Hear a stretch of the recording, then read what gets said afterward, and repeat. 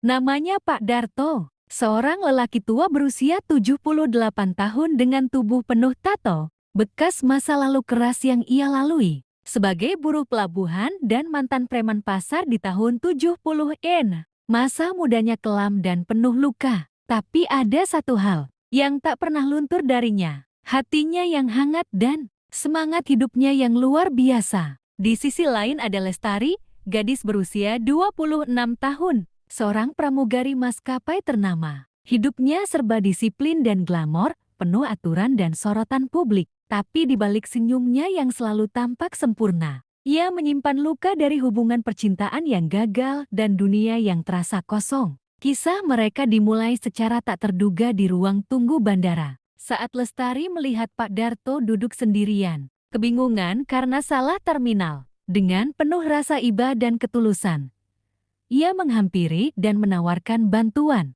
Dari pertemuan singkat itu, tumbuhlah percakapan tentang hidup, tentang kehilangan, tentang harapan. Lestari melihat sesuatu dalam diri Pak Darto yang tak ia temukan pada pria seusianya, kejujuran, kesetiaan, dan ketulusan tanpa basa-basi. Pak Darto melihat Lestari sebagai cahaya yang memberinya semangat baru di usia senja. Ia tak pernah menyangka ada gadis muda yang bisa tertawa lepas, mendengar lelucon tuanya, atau dengan sabar mendengarkan kisah-kisah klasik penuh perjuangan. Hubungan mereka pun berkembang, dimulai dari pertemanan yang tulus. Setiap kali Lestari transit di kota tempat Pak Darto tinggal, ia selalu menyempatkan untuk bertemu, membawakan makanan kesukaan kakek itu, atau sekadar duduk berbincang di taman. Masyarakat tentu heboh, banyak yang mencibir.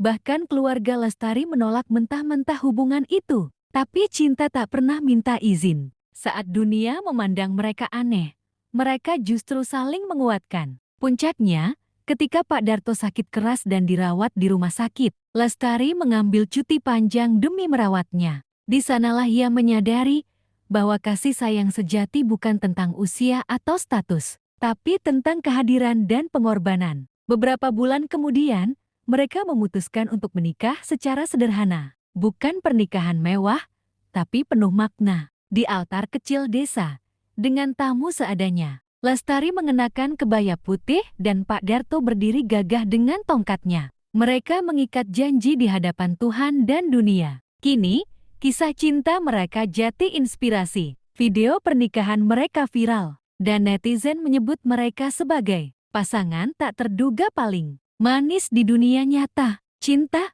memang selalu datang dalam bentuk yang tak disangka. Dan kadang, yang dianggap dunia tak masuk akal, justru adalah kisah cinta yang paling murni. Setelah pernikahan sederhana mereka yang mengharukan di desa kecil, kehidupan Pak Darto dan Lestari tak serta-merta berjalan mulus. Hari-hari awal penuh kehangatan. Mereka menghabiskan waktu dengan bercocok tanam di kebun belakang rumah, minum teh sore sambil mendengarkan musik keroncong, dan kadang menonton film hitam putih yang menjadi favorit Pak Darto. Namun tak semua orang bisa menerima hubungan mereka. Keluarga Lestari terutama sang ibu, merasa kecewa berat. Apa kata orang?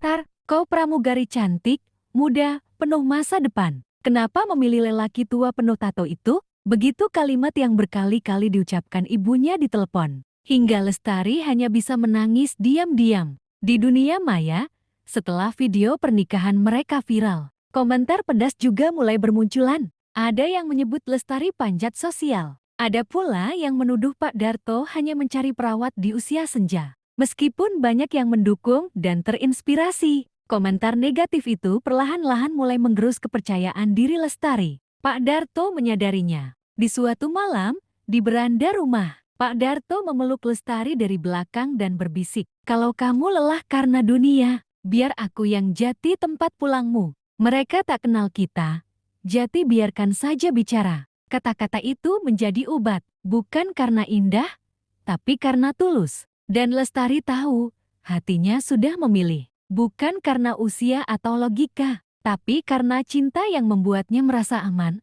merasa pulang. Tak lama kemudian, badai berikutnya datang. Pak Darto terdiagnosa gagal ginjal tahap awal, harus cuci darah rutin, biaya cukup besar, dan Lestari harus kembali bekerja untuk membiayai pengobatan suaminya. Jadwal terbang ketat, tanggung jawab sebagai istri, dan tekanan mental membuat Lestari hampir tumbang. Namun ia bertahan. Ia menyusun jadwal gila, terbang dari satu kota ke kota lain. Lalu saat libur langsung pulang ke desa untuk menemani Pak Darto ke rumah sakit. Kadang ia hanya tidur 3 jam sehari. Tapi semua itu ia lakukan dengan senyum. Karena kamu satu-satunya orang yang tidak pernah memintaku untuk jati siapa-siapa. Kamu hanya minta aku jati diriku sendiri. Dan itu lebih dari cukup, ucap Lestari suatu malam. Saat mereka duduk berdua menatap bintang. Melihat pengorbanan itu, Pak Darto merasa kecil. Ia memutuskan diam-diam untuk menjual sebagian tanah, warisan milik almarhum orang tuanya, demi membayar pengobatan, agar Lestari tidak terlalu terbebani. Namun saat Lestari mengetahui itu, ia marah. Bukan uangmu yang kubutuhkan, Mas.